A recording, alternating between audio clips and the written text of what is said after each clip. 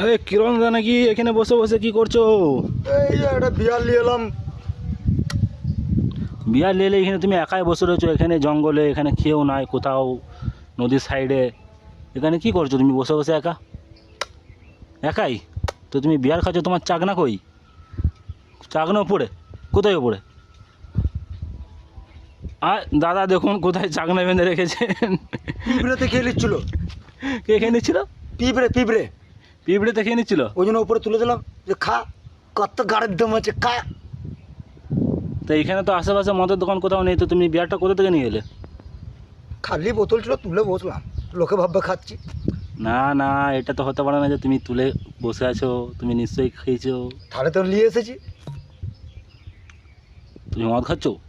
ছি, হুম, পান করছি। এই তো প্রমাণ তো এখানে সামনে নামানো পান আছে। পান করছি, জল পান করে সেরকম মদটাও পান করা হয়, খাওয়া হয় না। তো তুমি চাকনাটা কি করে খাচ্ছ? চাকনাটা তো উপরে বাঁধা আছে ওখানে।